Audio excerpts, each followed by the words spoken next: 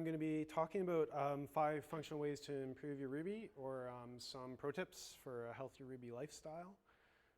That's about as clickbaity as I've ever done as a title. So, who am I? So most of you, know me, but I'll for those of you who don't, and I've got some updates for those of you who do. So my name is Ben Zittlau. I'm currently the co-founder of a company called Parakeeto.com. So I'm just working on launching a new company where we're working on helping agencies run more profitably. So helping agencies with the understanding of their business and their revenues and costs and things so that they can make better decisions. I took electrical engineering from the University of Alberta. I founded a bunch of businesses. I don't know the exact count over the last 10 years or so. And then as a senior leader at Jobber over the last 5 years. I have about 8 years experience with Ruby and Rails, and Ruby is my go-to scripting language. There's this idea that basically everyone should have, one go-to scripting language that you're comfortable with and you use for whatever random scripting tasks. Ruby is definitely my go-to tool for that.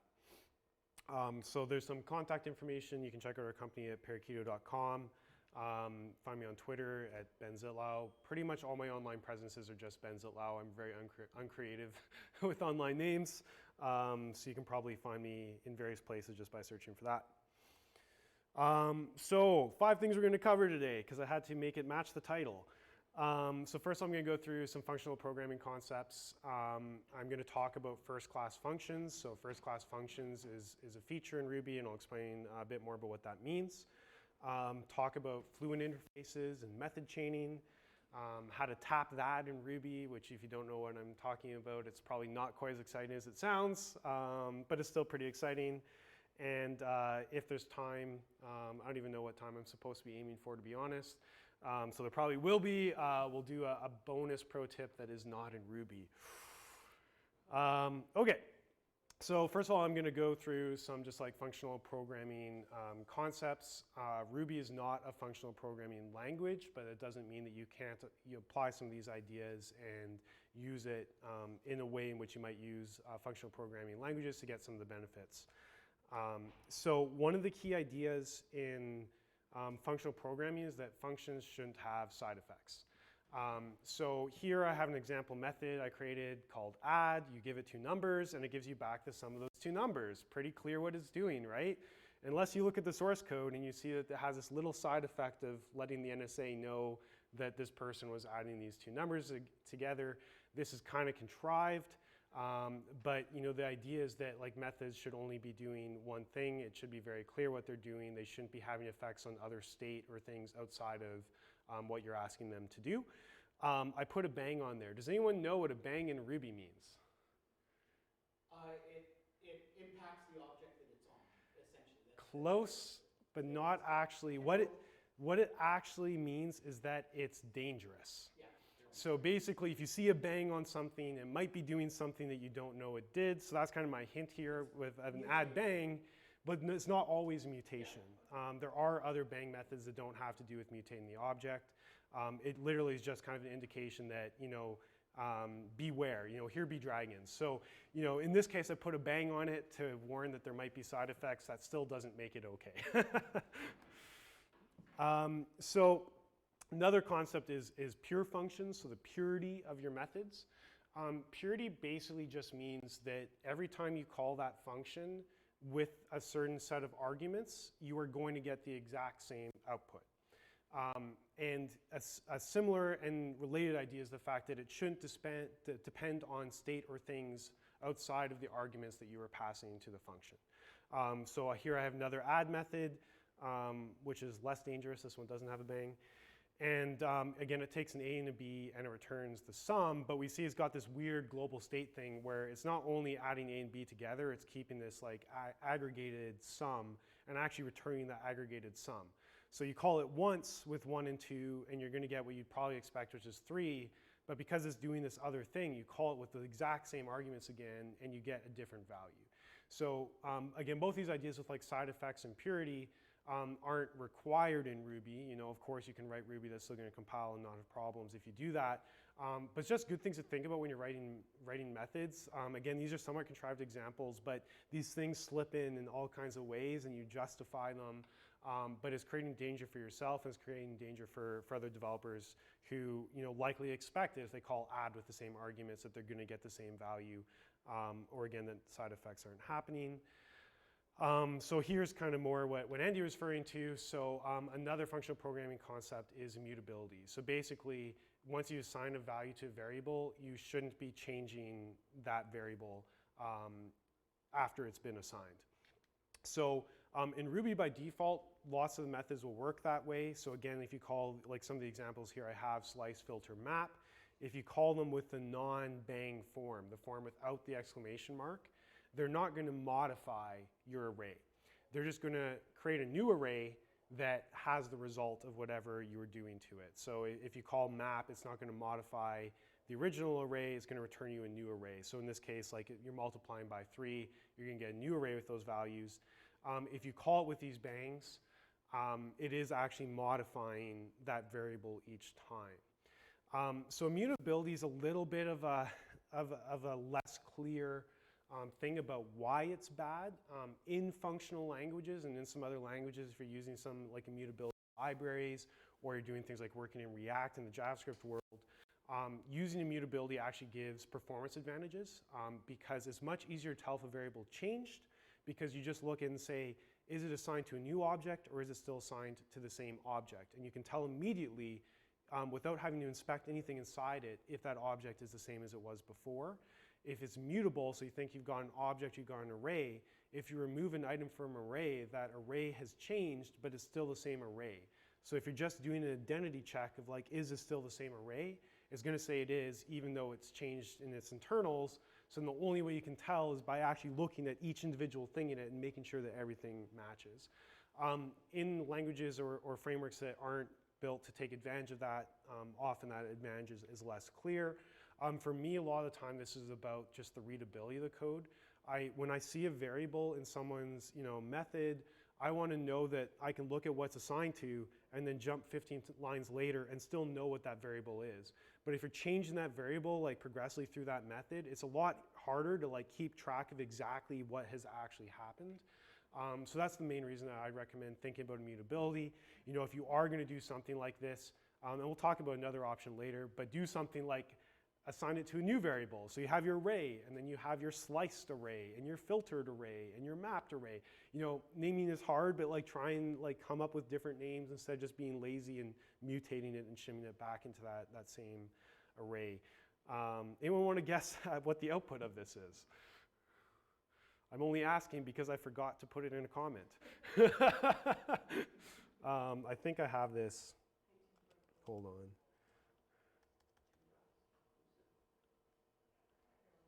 'Should be able to check that. 6, 12, 18. So I guess just really quickly, any questions about, those are kind of like the 3 of the main tenets of functional programming. And again, there's advantages to using them in Ruby just for writing cleaner code, more maintainable code.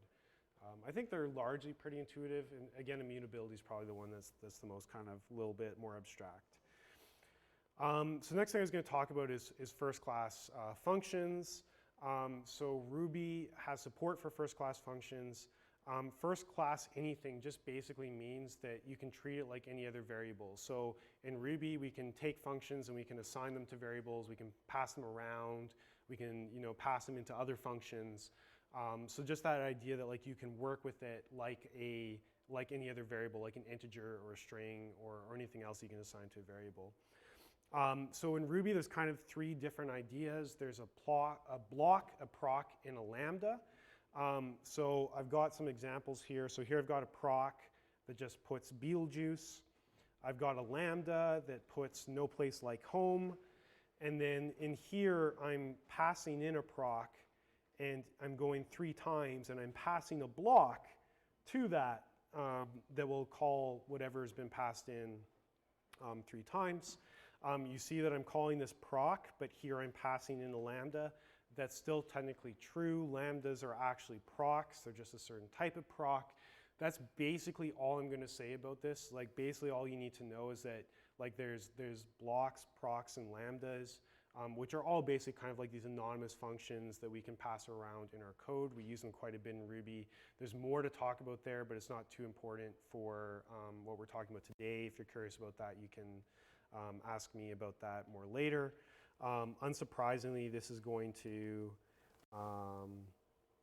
do what you'd expect it to do. So it says Beetlejuice, Beetlejuice, Beetlejuice. Good. And then there's no place like home 3 times. So how would we use these? So I've got some examples here. So one example, again, these are somewhat contrived, but if you have a certain check that you want to use in multiple different places, instead of just duplicating your code in each different block, if you're familiar with doing an array filter, normally we kind of put it in line like we're doing here. But instead you can create a lambda and then pass that lambda in. If you're going to have to do that, you have to put that ampersand in front if you're passing a lambda or proc. Again, I won't go into that too much, but basically these functions expect a block, and that ampersand turns those procs or lambdas into a block so a function can take it. These do exactly what you expect to do. So here I'm just checking to see if the value is even, and then I'm passing that to the filter method on array. So it's going to filter down to only things that are, I said even, here it's actually odd, even. And then in this other example, I'm just showing what it would look like if you did it inline directly with a block instead of creating a lambda and passing that lambda in. So any questions about like first class functions and kind of why you'd use them, what they are? Okay, cool. So all of this is kind of like starting to try and build towards some more interesting stuff. So fluent interfaces can be really powerful, and they're very common in Ruby in particular.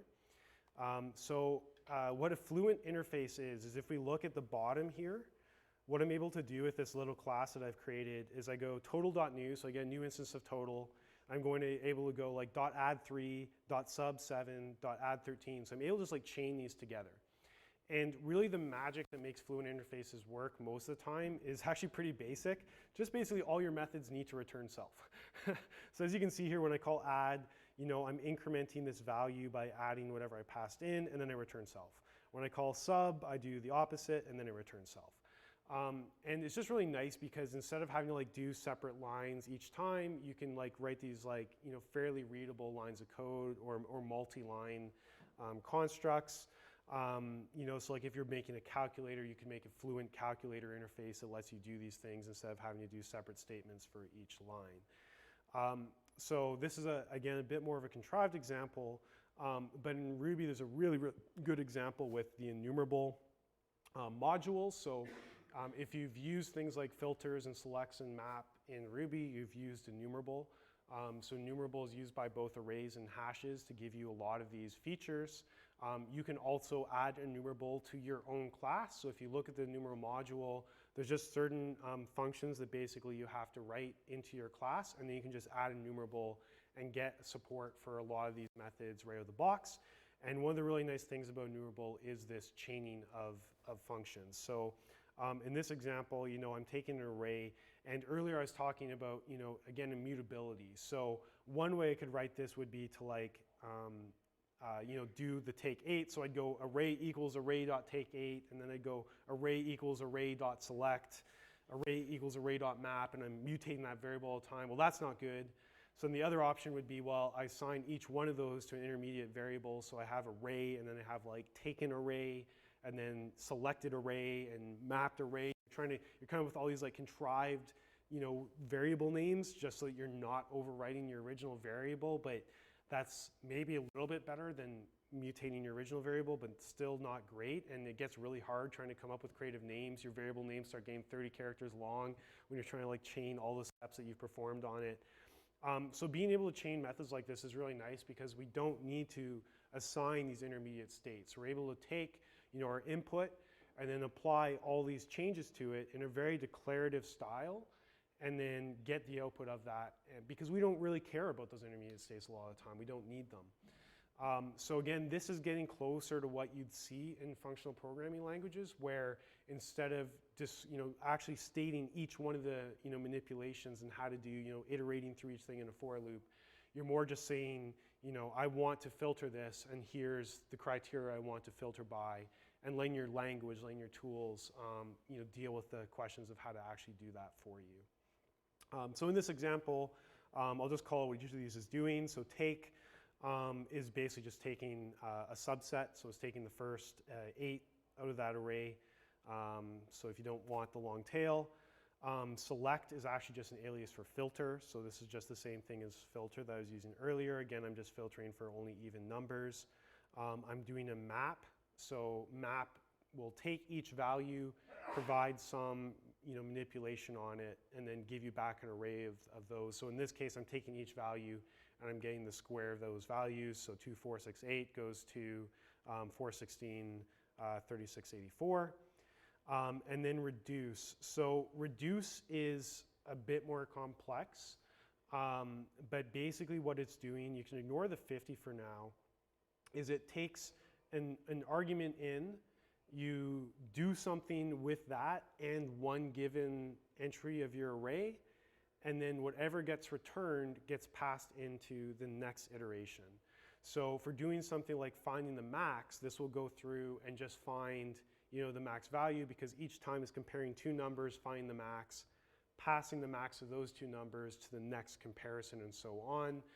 You can use these for things like sum operations, even though in a recent version of Ruby, I think sum is actually in Ruby now. I think it's one of those ones that might have been in Rails and not in Ruby for a while as well. But for a long time, the way that you had to do a sum, if you wanted to sum an array, was using reduce, or inject is the other alias for reduce. So in this case, what I'm doing is I'm passing an initial value. So I'm starting with a value of 50. So what this would do would be find the max value, or 50. So if nothing in my array was larger than 50, this would return 50. So, you know, you could write that in other code, but this is a very nice succinct way to express that same idea. So if you haven't looked at enumerable, go check it out. You know, just the Ruby docs are quite good. Use the things that are there when you're working with arrays or hashes. It will clean up a lot of your code. And when you're writing your own classes, especially when they involve lists of objects, you can definitely consider using the enumerable module to get a lot of this stuff for free out of the box. Okay, tap. Tapping, not just for maple trees. So tap is kind of a tricky idea, but the code is just so darn simple, it's kind of funny. So this is actually the source for tap, or effectively the pseudo source. I think the real source is probably in C. So I hadn't talked about yield, but you know how we saw you're passing blocks. So like when we're chaining methods like this, select, we're passing a block into select. So what yield does is just whatever that function is. So in this case, this takes an argument and it sees if it's even. It just calls that. So if you're writing something that takes a block, wherever you say yield, and if you pass it arguments, it's going to, you know, call that block that was passed in. So all it does is call whatever was passed to tap as a block, and then it returns whatever the original thing was. So it's kind of like map, but map is going to return the result of this operation. Tap will just return the actual original value that was passed in. Okay, so why is that useful? So one of the things that tap's really useful for is if you do start using more of these chains, sometimes it gets annoying because you want to debug, and because you don't have the intermediate variable, it's like, well, I can't just drop like a puts here or a debug statement here because I'm not assigned to variables. So often you end up doing things where like you change your code temporarily so that the intermediate state of that chain is assigned to variables, so then you can debug and look at what it is. Well, tap can actually let you do that very easily without, you know, injecting and rewriting a whole bunch of your code. So again, what's going to happen here is it's going to take each value of my array, it's actually going to take the full array because it's taking the full object, and it's just going to output array after select, and then I'm dumping out the object, and then it's just going to pass it through. So basically transparently. It's like, as far as the rest of the filter chain is concerned, it's like tap's not there, and I'm able to see what the value is. So this is kind of like a bit more intuitive because you're like tapping, you know, like it kind of makes sense. This is a really useful thing. I actually don't use this nearly enough. I should use this more. When I'm debugging, it would be helpful. So if you're going down this direction of using more of these filter chains, tap can be really helpful for that. This is the other thing that I found tap to be really helpful for. So who has ever written code that looks something like this function here, this method? I definitely have. So it's pretty common that you're like doing something where you're like instantiating an object, you're calling some functions on it, but those functions don't return the object. So in Ruby, we've got implicit return. So you like have the last line of your method just be like object again. And you're just doing that so because that's actually what you want to return is the object. So with tap, what we can do is here we're instantiating our model, and then we're calling tap.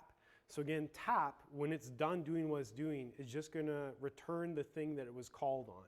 So tap is going to return that model.new. But we're able to go in here and say call save. If anyone's not familiar with that syntax, let me actually just. So that is equivalent to doing something like this. So if you're only calling it, it's just a syntactic sugar. So if you're not familiar with that ampersand syntax, that's all that's happening here. It's exactly the same as this line. It can really like clean up these methods and get rid of this like goofy thing where you're just like shimming in this last line of your methods, all of your lines. Like when I do this, I always, for some reason, add a space too. So I'm adding like 2 extra lines or maybe 3 extra lines to some of these methods that you can really like tighten up. And then certainly for people who like aren't used to implicit return, this also just looks really weird. So you can avoid that as well. So that's tap. Again, it's not that intuitive, but it can be really useful. It can be dangerous to use if your teammates aren't familiar with tap because they're going to have no idea what this thing is doing and why you're using it. But if you can get to a place where the team is comfortable with using it, it can be very helpful. And even falling short of that, even if you just use it for this purpose of kind of like injecting into some of these Fluent, like anywhere, it doesn't have to be just with enumerable. Anywhere you're dealing with a Fluent interface and like method chains like this, tap can be really helpful as a debugging tool. Another place where I've used tap considerably was in my Ruby Motion code, because a lot of the objects in like the UI kit or the app kit hierarchy, the initializers don't give you full access. So it's a common thing when you're putting together the UI for iOS, that you'll create a button and then you'll have 6 or 7 lines where you set this, right? Set the background, set this to this, set the title to this, set the foreground color to, right? Yada, yada, yada. And so some of us in the Ruby Motion community took the aspect of always doing a tab to do that. For one reason, you assign a proper variable name. It's by this or that button. Well, that's kind of long, right? So you do, new button.tap b, and then b.bit, right? And you can spew them out, and it encapsulates it. And actually, you can move the whole thing into a function that just returns it, and it makes it a lot more readable. The encapsulation, I think, is the key point because it gives it that nice block syntax, just for your calling. Yeah. Yeah. And in Microsoft Visual Basic 6, they use the with keyword. So you use like with your thing you just made, and then you Yeah. put a name, and Yeah. well, stop. So I'll just repeat that a bit, just so it's on the recording. So what Andy was referring to is a situation like this. If you're working with Rails a lot of time, you don't run into this that much because often you're using the accessors in your create call or your update attributes call. But even sometimes those things are private or for security reasons or whatever, you actually need to use like the individual accessors. So again, you can do something like this structure below, where it just like cleans up the syntax and it's, it seems to better actually kind of communicate the intent of what you're doing, which is initializing this object or instantiating it in a certain way. Can I ask a question? So this block code is supposed to return this one. So in both these cases, what they're going to return is our new object. So we instantiate a new object. We set certain attributes. So I said background color and foreground color. We saved it. I guess I didn't save it down here, but we could. And then in both cases, what's going to get returned is the object. So in here, O.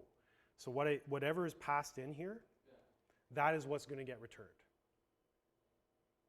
But With tap. Before you set the BG color and FG color, right? Nope. No, after. Well,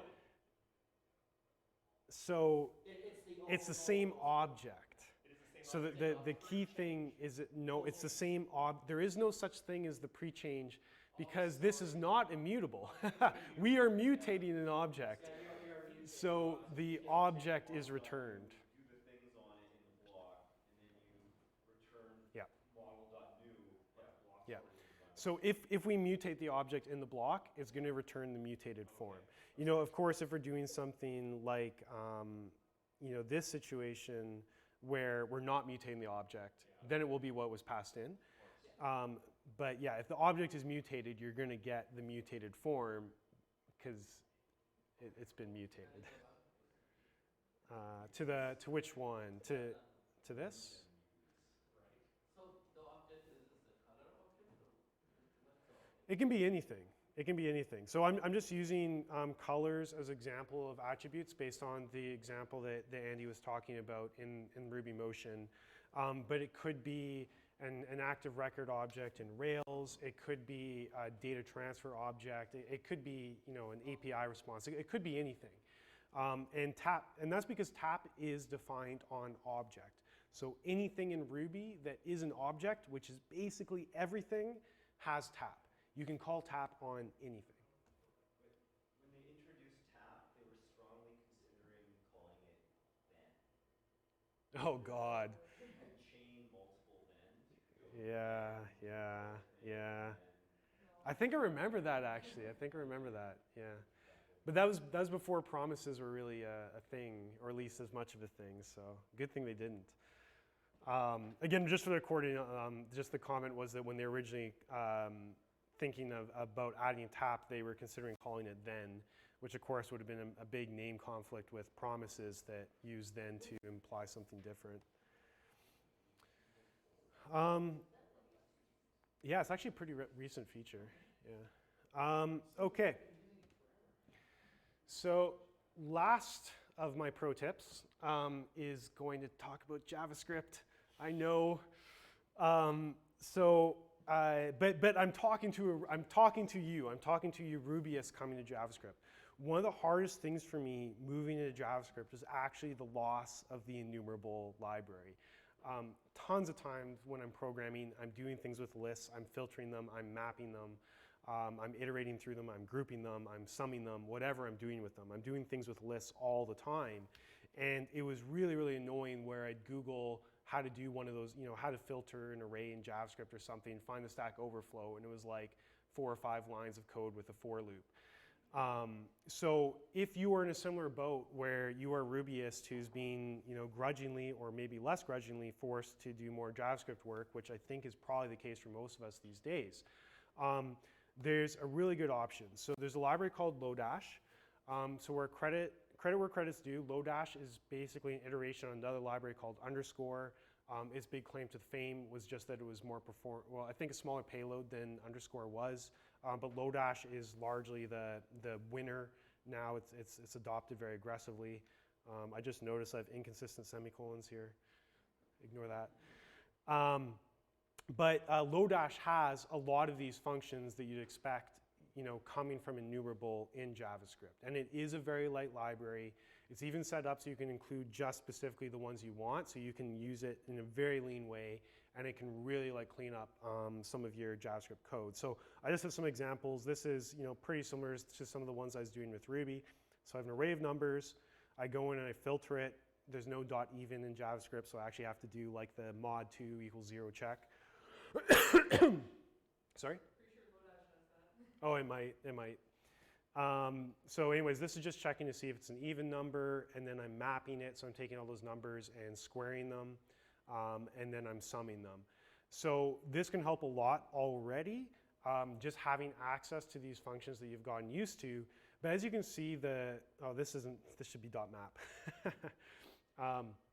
Anyways, the syntax is quite verbose, right? Like we're taking up a lot of horizontal width.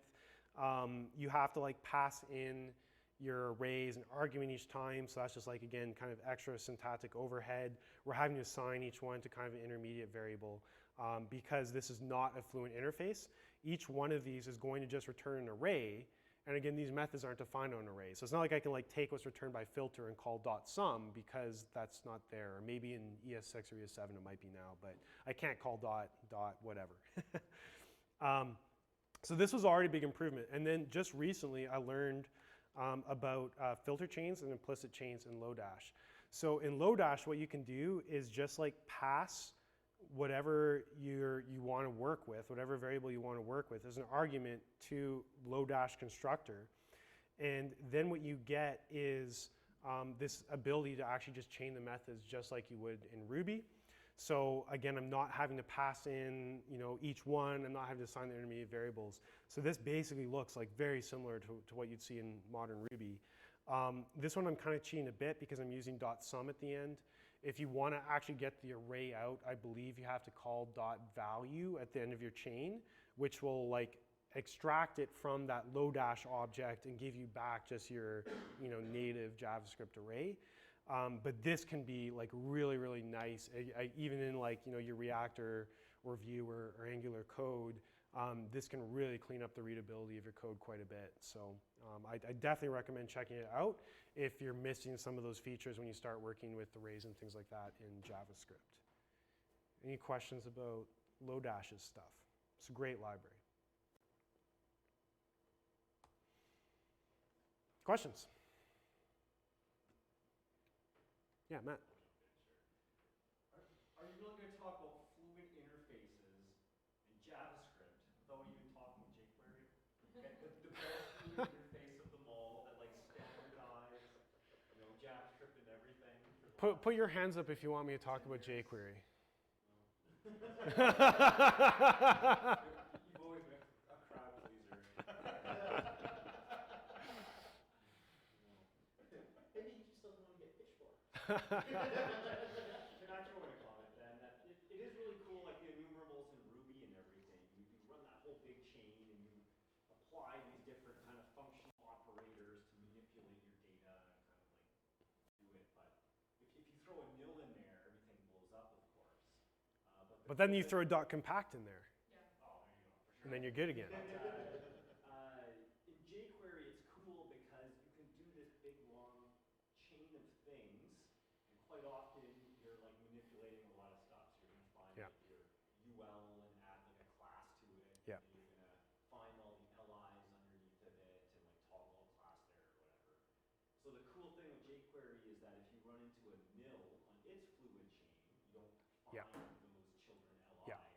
It just ends, and you've done the first half of your chain, and then the rest doesn't get executed, and that can be really valuable. Yeah, Can, yeah. can you use the ampersand operator? I haven't tried that.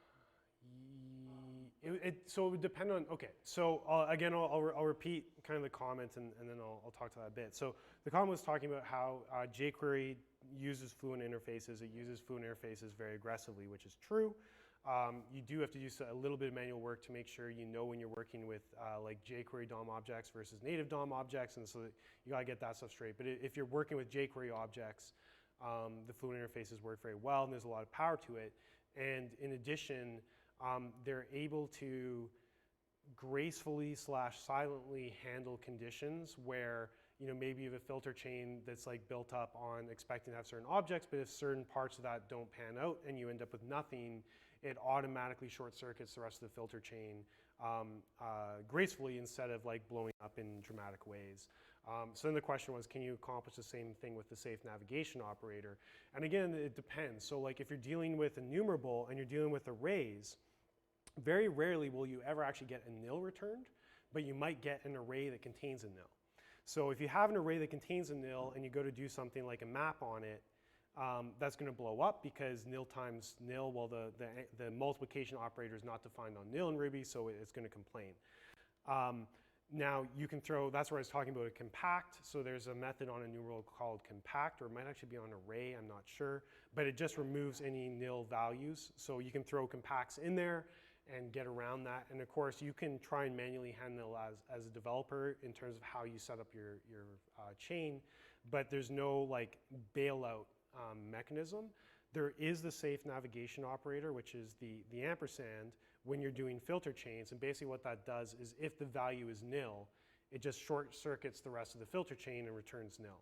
So that can be really helpful. But of course, if you're dealing with like arrays, the chances that you're ever going to get a nil are pretty low. But if you're dealing with other forms of fluent interfaces, like my, this example, my total example, if there is a possibility that one of these might return nil, here I absolutely could use the ampersand safe navigation operator and avoid that risk, and it would just gracefully return the nil value if at any point in that method chain it hit a nil value.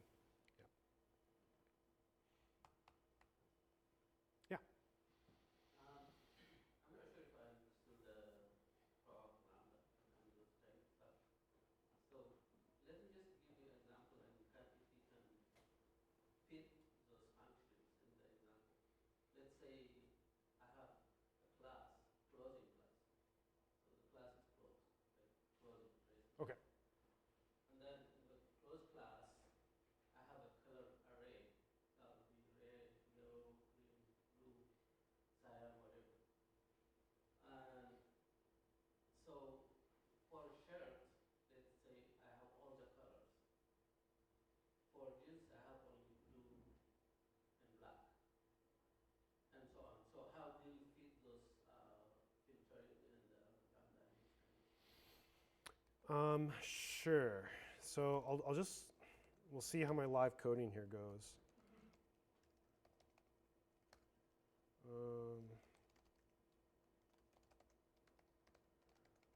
Already I've made some syntax mistakes, I think.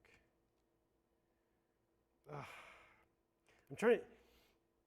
So You could pass in a function like party colors, and take out the black and stuff like that. yeah, I'm more thinking about. So I'll do a slightly different example than the one you were describing. Maybe you could do enumerable over a whole bunch of clothes and figure out which ones are on sale based on passing a block, whether they're on sale or not. So.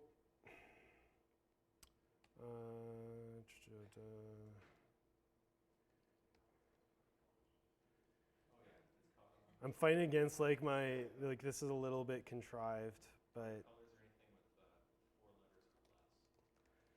or less. you can do something like this. And some shade of blue.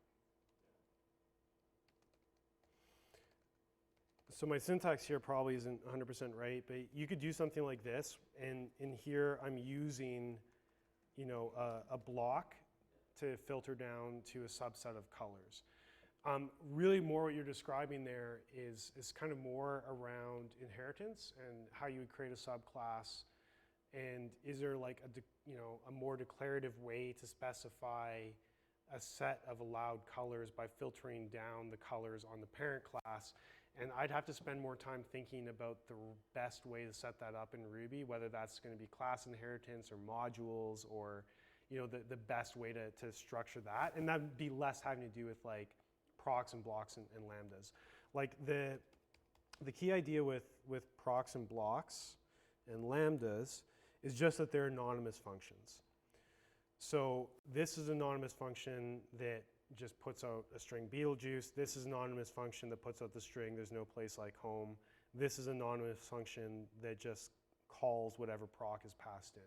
That's like really the most important idea, is just there are 3 different forms of anonymous functions in Ruby. And these anonymous functions are really handy when combined with some of these other ideas, like the enumerable, like filter chains, where instead of like in my PHP days, it was really frustrating because PHP, when I was working in PHP, didn't have anonymous functions. So you'd have something like an array would have a sort method, but it could only do the obvious sort of like A is less than B. And if you wanted to sort in a different way, I'd have to manually write my own sort method, where because we can pass in these anonymous functions into each one of these methods, we can do much more powerful things, like have a filter method which can filter however arbitrarily I want it to based on the anonymous function I pass it. It can sort whatever I want. So it makes these methods a lot more powerful because we have this ability to customize what they're actually going to do by giving them these little customized pieces of code for them to work with. So an explicit example using the sort Yeah. would be is if you have an array of like user models, Yeah. and the users have first name and last name. Yeah. Now, how do you want to sort them? Do you want to sort them by first name Sure. first and then last name? Yeah. Do you want to sort them by last name Yeah. only? Do you want to sort, et cetera, et cetera, Yeah. et cetera. So the little function, Yeah. that little lambda or Yeah. whatnot, Yeah. is that piece that says Oh, this is it's the a way. basic sort. And so the sort goes through and it says, Okay. all it does is it says, is this greater than this? And it can have an arbitrary method Yeah. that it uses to determine that, because if you got an array of integers, Yeah. you don't need to pass in anything. One is less than two. But, when you've got an array of models, because an array is a generic thing, right? Yeah. Because you can contain integers or models or whatnot, then it can go in, and you provided the logic to make that decision, this is greater than this. Yeah. Yeah, thank you, Andy. So Andy just gave the example of you've got users that have first names and last names, and you want to sort those users. And how do you want those to sort? Well, in this case, you can pass in, again, one of these anonymous functions, whether it's a proc, a lambda, or a block, doesn't really matter. You can pass it in and tell your code how you want it to do, instead of having to write like 30 different sort methods, for every little difference in terms of how you're sorting, because most of those methods are going to be exactly the same. It allows you to inject, your very specific customization of behavior into, wrapping code that's going to be very similar.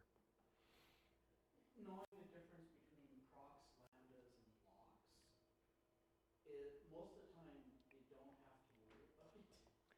There are some occasions where you need to know, oh, I need to do a lambda, or I need to convert Yeah. a lambda into a proc. Yeah.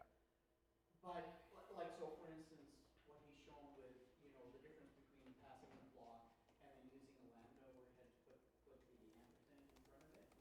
There's someone wrote an article that everyone seems to refer to about it, and I can't remember. Yeah. Yeah.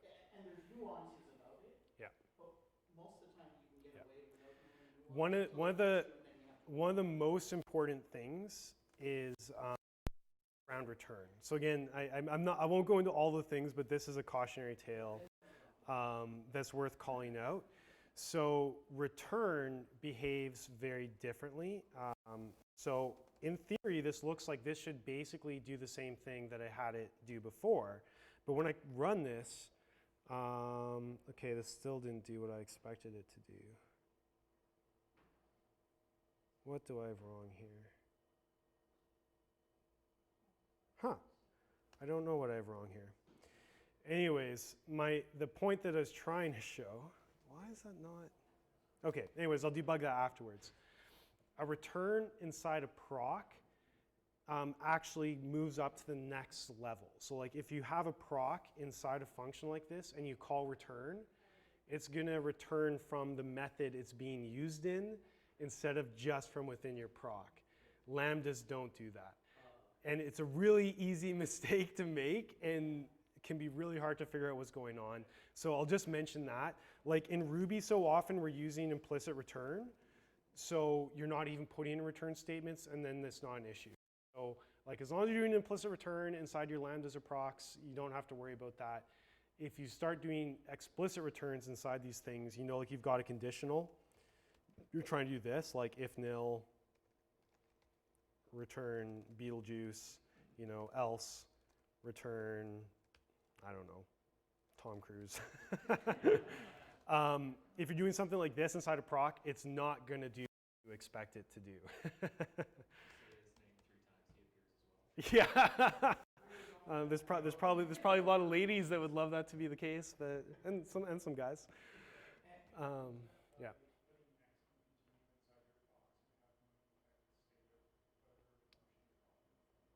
I don't know. I don't know if. I think you could. Like if you just put like next or continue in a proc. I'm not sure. I'd have to test that. I'm actually not sure. It's a good question. So the question there was like if next and continue behave in the same way, where they bubble up to the next level. Which that could actually be interesting and useful functionality if it does. But I'm not sure. I'd have to check that. So, sorry, you were trying to get. I was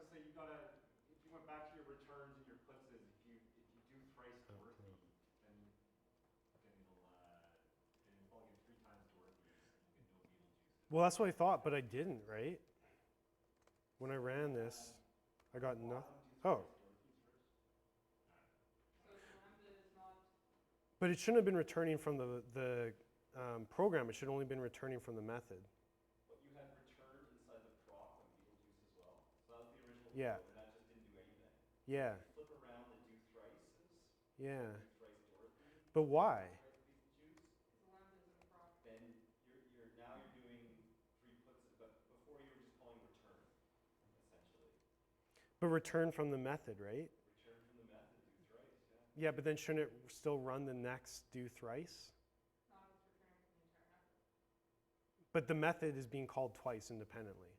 That's true.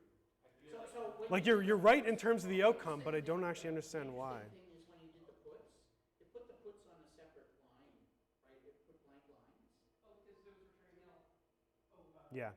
So Well, it's almost like the puts was executing separately. well, yeah, because it was doing a put, but then Sorry? thrice was returning if it was doing nil. When it printed nothing, That's nil. do thrice was probably returning Beetlejuice. So if you put a puts in front of the do thrice, then you'll probably get a single Beetlejuice. Yeah, but why wasn't it doing the Dorothy's? Right? So in this situation, I'm not getting anything. it was returning before the Oh, and now puts is in front of them. Is the return But why is Dorothy not working? Because it was saying like. So Dorothy is correct. Dorothy works like it should, Returning out of the entire. but somehow it's not getting to It only Dorothy. executes once you execute proc. This is one of the things about Yeah. So that one is like localized to its little function, doesn't affect things outside of it, and Yeah. one is specifically designed to affect things outside Yeah. of it. Yeah. So your methods in class are actually all procs. Did I get that right? They're actually procs. No, methods are separate. Methods are different. I thought method was a subclass. Method, it might inherit from procs, but methods, Yeah.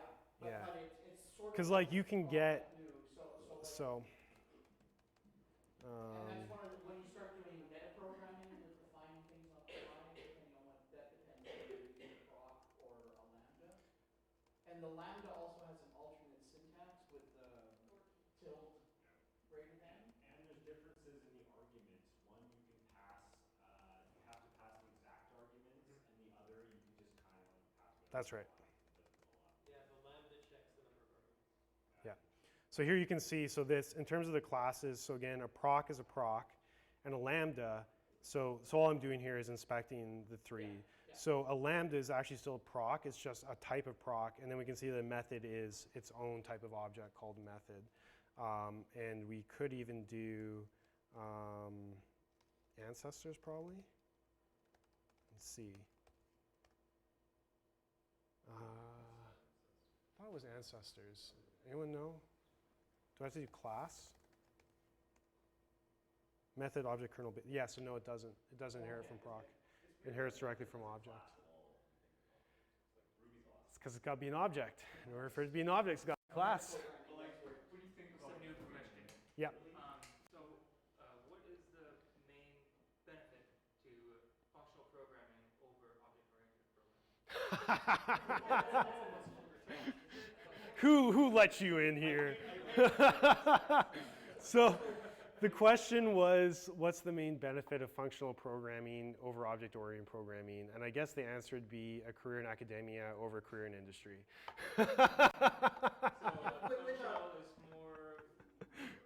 With a subjective, or sorry, an objective view to answering.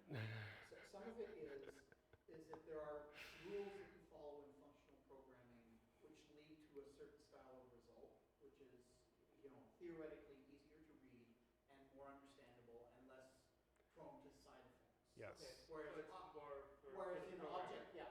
object-oriented, there's the possibility of side effects that can Yeah. occur to your objects, and So depending on the rigor of the programmers that are doing Yeah. things, right? So I guess the basic concept or the tension between the two is that functional doesn't require you to be as rigorous towards your approach as functional doesn't require you to be quite as rigorous as objects would require you, right? So you can achieve the same result.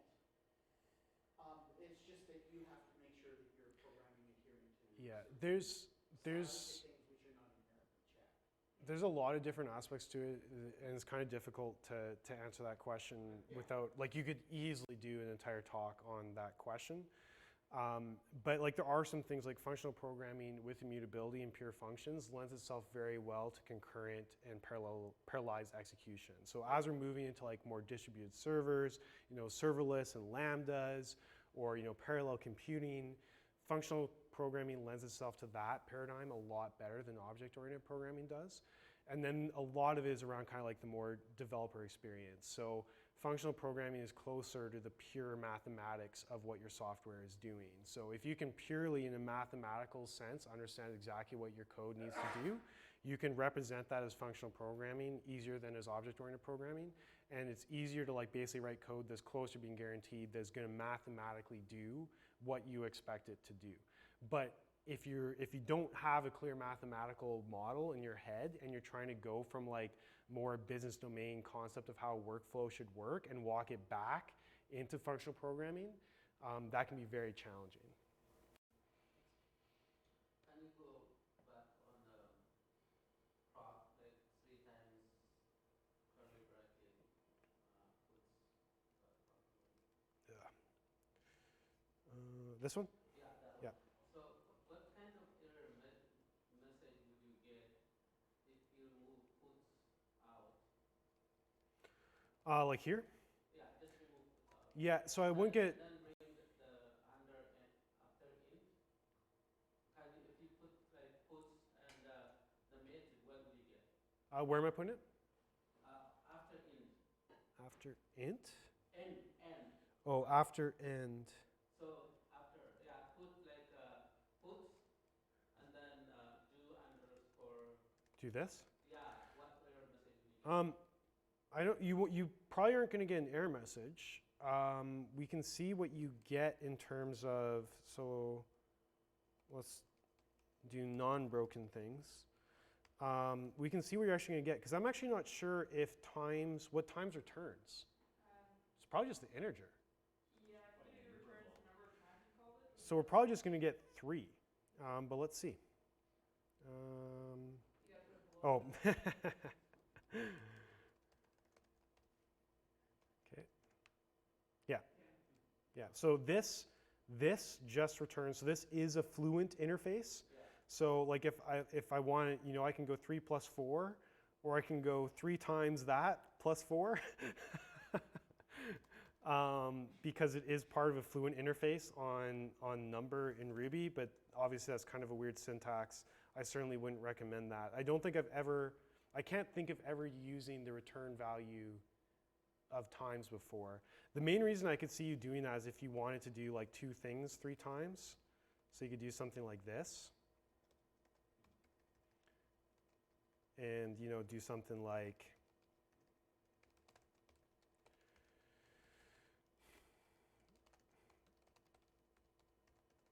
but I don't think I've ever done something like that. A lot of the blocks, lambdas and procs are, I would say, rarely used or used for like meta or like high level coding when people are over engineering things. Yeah, like I was saying, if you're starting to do returns and nets and whatnot, Yeah. in your procs or lambdas, you might have done something cool or similar. Yeah. You're doing more than passing things into callbacks Yeah. with it, yeah. In your everyday code. Again, the main reason would be reuse, because like blocks, okay, blocks aren't objects. So like you can't save a block to a variable and reuse it. But if you want to reuse something, like pass it in multiple places into a filter, it has to be a proc or a lambda. So again, that's kind of the main reason. The other thing you can do is use methods. So again, kind of like I was doing earlier, you can get, because again, first class functions, so we can go, foo equals method do thrice and get a variable that is a method. If you find yourself doing that, there's a good, well, not always, but sometimes you probably should be using a proc or a lambda instead of doing that. And I've seen that happen in code where someone wants to basically be doing the things that procs and lambdas are meant to do, so they write a method and then do something like this to get a handle to the method instead of just using a proc or a lambda. Yeah, so I mean, like what I was trying to say is if you're doing a whole ton of returns and nets, chances are your proc